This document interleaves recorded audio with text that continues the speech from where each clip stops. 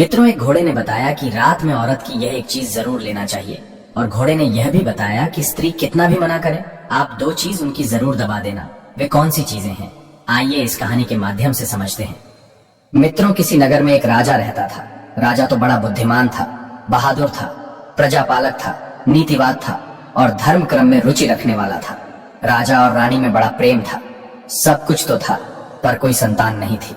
यही बात सोचकर राजा और रानी दुखी रहते थे कि हमारे ना होने पर हमारे राज्य को कौन संभालेगा।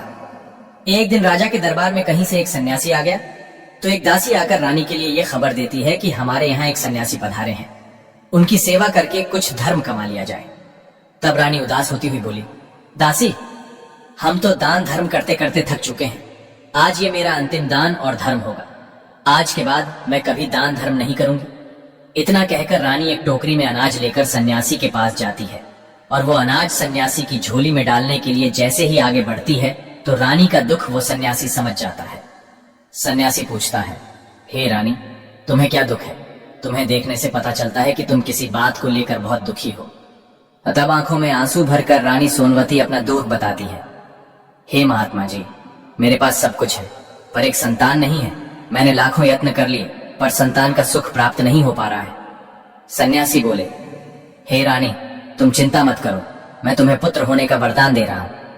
जल्द ही तुम्हारी गोद में एक पुत्र खेलेगा, परंतु आपका पुत्र 15 साल तक ही आपके पास रहेगा। 15 साल के बाद वो पुत्र तुम्हारे पास पृथ्वी लोक पर नहीं रहेगा। मित्रों, इतना कहकर सन्यासी ने अपनी झोली से कुछ भभूति निकालकर रानी को दे दी और कहा कि राजा और तुम मिलकर इस भभूति का सेवन करना। भगवान की कृपा से बहुत जल्द तुम्हारी कोख से पुत्र रत्न की प्राप्ति होगी। रानी सोनवती को वरदान देकर सन्यासी चला गया। सन्यासी के जाने के बाद रानी सोचने लगी, 14-15 साल ही सही, कम से कम 15 साल तक तो हमें पुत्र का सुख मिल ही जाएगा।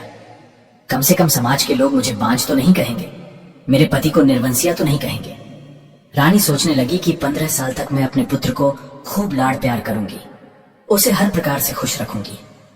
पुत्र के बारे में सोच सोचकर रानी बड़ी खुश होने लगी। इधर शाम को जब राजा साहब रानी के पास गए तो रानी ने सारी बात बताई कि एक सन्यासी ने उन्हें पुत्र होने का वरदान दिया है और उस महात्मा ने हम दोनों को यह करने के लिए दी है। तब राजा कहते हैं, हे रानी, हम दोनों अब तक रोज दान धर्म देते आए हैं, गरीबों की सहायता करते आए हैं, यज्ञ भंडारों की तो गिनती ही नहीं है, लेकिन फिर भी हमें पुत्र प्राप्त नहीं हुआ। इससे सिद्ध होता है कि ईश्वर की कृपा हम पर नहीं है, हमसे भगवान रूठ गया है। यदि ईश्वर की कृपा होती तो हमें संतान प्राप्ति अब तक हो जाती है। अब तो हम बूढ़े हो चुके हैं, अब क्या आस की जाए। आखिर सन्यासी के द्वारा दी गई इस भभूति से हमें अब इतनी उम्र में भला क्या संतान प्राप्त होगी। रानी सोनवती कहने लगी, महाराज, हमने अपनी जिंदगी में हजारों उपाय करके देख लिए, दान धर्म यज्ञ तप सब कर लिया, फिर भी कुछ प्राप्त नहीं हुआ। अब ये आखिरी उपाय और करके देख लो ना, मालूम उस महात्मा ने किस भाव से हमें ये दिया है। मित्रों, राजा का हर व्यक्ति पर से विश्वास उठ चुका था, अब उसे किसी पर विश्वास नहीं रहा, लेकिन वो रानी के मन को इनकार करके दुखी नहीं करना चाहता था।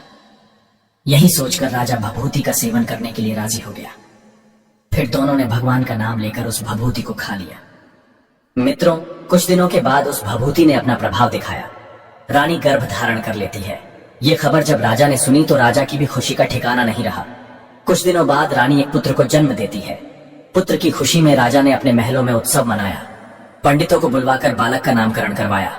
वो बालक कितना भाग्यशाली है, ये जानने के लिए राजा ने अपने दरबार में बड़े बड़े विद्वान ज्योतिषियों को बुलाया। ज्योतिषियों ने जब बालक की कुंडली देखी तो बालक के भाग्य को देखकर वे सारे ज्योतिष चिंतित हो गए।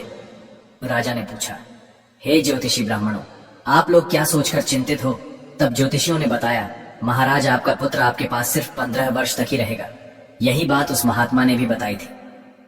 ज्योतिषियों ने उस बात पर मुहर लगा दी। अब तो राजा और रानी सुनकर बड़े उदास हुए।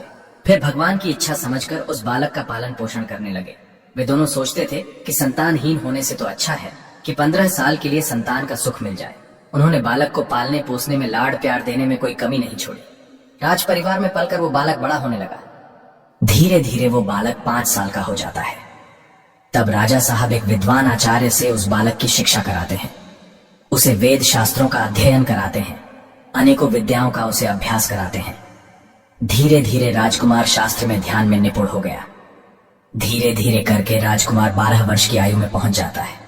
तब उसी समय पर महाराज एक अच्छी सी राजकन्या को तलाश करके अपने राजकुमार की बड़ी हंसी खुशी के साथ शादी कर देते हैं।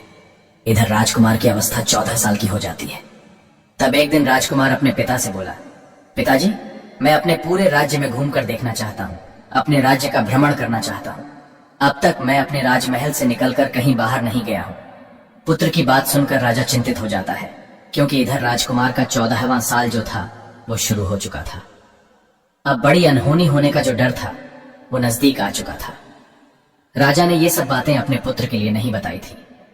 तब राजा अपने चेहरे पर झूठ मूठ की खुशी लाकर अपने पुत्र से कहता है, हाँ बेटा, तुम जरूर जाओ, तुम्हें अपना राज्य घूम करके जरूर देखना चाहिए। अपने राज्य में भ्रमण करना चाहिए और अपने राज्य की प्रजा का दुख सुख देखना चाहिए। आखिर तुम्हारे राज्य में जनता खुश है या नहीं है, और तुम्हें देखना चाहिए आखिर तुम्हारे राज्य का हिस्सा कहां तक है, कहां पर कौन व्यक्ति निवास करता है। इन सब बातों की जानकारी एक राजा के लिए होनी चाहिए, क्योंकि बेटा, मेरे मरने के बाद में तुम्हें ही इस राज्य को संभालना है, तुम्हें ही इस राज्य का राजा बनना है। लेकिन बेटा, एक बात ध्यान रखना, तुम जहां जा रहे हो, जो देखोगे, जो करोगे, उसके बारे में अपनी पत्नी को मत बताना। तब वो बेटा कहता है, ठीक है पिताजी, आप जैसा बताओगे मैं वैसा ही करूंगा। इस प्रकार से बंधु राजकुमार पूरे दिन अपनी पत्नी के साथ रहता है, उसके साथ हंसी दिल्लगी करता है, प्रेम भरी बातें करता है और खुशियों के पल एक दूसरे के साथ बिताकर रात्रि के समय ठीक 12 बजे बिस्तर से उठकर महल से बाहर चला जाता है और सुबह होने से पहले वापस लौटकर पुनः अपने महल में अपने पलंग पर आकर सो जाता है। इसी प्रकार से बहुत दिनों तक चलता रहा। अब उस राजकुमार की 14वीं साल पूरे होने में कुछ ही दिन शेष बचे थे। एक रात उसकी पत्नी यानी कि छोटी रानी रात्रि में जब जागती है तो वो देखती है कि हमारे राजकुमार, हमारे पतिदेव आज पलंग पर नहीं है। पति को न पाकर वो व्याकुल हो जाती है और पूरे महल में उन्हें ढूंढती है, लेकिन वो राजकुमार कहीं भी नजर नहीं आया। राजकुमारी बड़ी ही हताश और निराश हो जाती है। अब मैं क्या करूं? राजकुमारी मन में सोचती है, भला अब मैं क्या करूंगी? वो सोचती है कि मेरा पति मुझे बिना बताए कहां चला गया। उसने इस बात की चर्चा किसी से नहीं की। वो चुप रहती है, लेकिन सुबह होने पर वो देखती है कि उसका पति अपने बिस्तर पर सोया हुआ है। तब राजकुमारी अपने पति से रात की घटना के बारे में कुछ नहीं पूछती है। बंधुओं, इधर दूसरी रात के लिए भी वैसा ही होता है। कई दिनों तक ऐसा ही चलता रहा। रात्रि में रोजाना राजकुमार गायब हो जाता था। ये देखकर उसकी पत्नी बहुत ज्यादा चिंतित रहने लगी। वो सोचने लगी, आखिर मेरा पति रात्रि के समय में कहा जाता है, आखिर किससे मिलने के लिए जाता है, और उसका इतना प्रिय कौन है जो उससे मिलने के लिए आधी रात के समय जाता है। दर्शक बंधु, इसी प्रकार से राजकुमारी के मन में ढेर सारे सवाल चल रहे थे, लेकिन राजकुमार से पूछने में उसे बहुत ज्यादा डर लगता था। अपने सास और ससुर से उसने पूछने की सोची, लेकिन उसके बीच में उसकी कुल और मर्यादा आ जाती थी। तो इस प्रकार से वो राजकुमारी सोच सोच कर मन ही मन घुटती रहती थी। इसी बात को लेकर वो इतनी चिंतित रहने लगी कि उसका कुछ खाने पीने को भी मन नहीं करता था। धीरे धीरे राजकुमारी दुबली पतली होती चली गई। उसका शरीर सूखने लगा, क्योंकि राजकुमारी हर समय अपने पति की चिंता में डूबी रहती थी। एक स्त्री के लिए पति का दुख बहुत बड़ा दुख होता है। मित्रों, उसी राज्य में एक फूल बेचने वाली बूढ़ी मालिन रहती थी। वो हमेशा छोटी रानी के लिए गजरे के लिए फूल देने के लिए आया करती थी। तब उस बुढ़िया का ध्यान छोटी रानी पर जाता है। वो मालिन आकर पूछती है, बेटी, आखिर क्या परेशानी है? तुम पर क्या दुख है? तुम इतनी कमजोर क्यों होती जा रही हो? तुम्हारा शरीर सूख करके अब कांटा होता जा रहा है। मित्रों, उस बूढ़ी मालिन के पूछने पर राजकुमारी कहती है, हे बूढ़ी माँ, आखिर मैं तुम्हें क्या बताऊं? मेरा राजकुमार हर रात बिस्तर से उठकर ना जाने कहां चला जाता है और सुबह होते ही वो वापस आकर बिस्तर पर सो जाता है। आखिर वो कहां जाता है, इस बात को सोचकर मैं बहुत परेशान रहती हूँ। इसी बात की वजह से मेरा खान पान छूट गया है। मैं अन्न जल कुछ नहीं ग्रहण करती और इसी परेशानी की वजह से मैं सूख सूख कर कांटा बन चुकी हूँ। राजकुमारी की पूरी बात सुनने के बाद मालिन राजकुमारी को एक उपाय बताती है कि बेटी, तुम ऐसा करना, आज पूरी रात भर तुम सोना मत, तुम रात भर जागती रहना, और जब राजकुमार कहीं को जाने लगे तो तुम राजकुमार के पीछे पीछे जाकर देखना कि वो कहाँ के लिए जाता है और किससे मिलता है और क्या करता है। आज रात्रि में जाकर तुम अच्छी तरह से अपने पति की पहरेदारी करना। तब राजकुमारी कहती है, हे बूढ़ी माँ, यदि मुझे नींद आ गई तो फिर मैं क्या करूंगी? तब मालिन कहने लगी, हे राजकुमारी, तुम्हें नींद ना आए, इसीलिए तुम ये काम करना, अपने सीधे हाथ की उंगली में एक जख्म बना लेना, उसमें थोड़ा सा नमक लगा लेना। उस नमक से तुम्हें बहुत पीड़ा होती रहेगी और उस पीड़ा की वजह से तुम्हें रात भर नींद नहीं आएगी। दर्शक बंधु, राजकुमारी बोली, ठीक है माँ, मैं ऐसा ही करूंगी। मित्रों, उस रात राजकुमारी अपनी उंगली में जख्म बना लेती हैं और उसमें नमक लगा लेती हैं। उसकी उंगली में भयंकर पीड़ा होती है।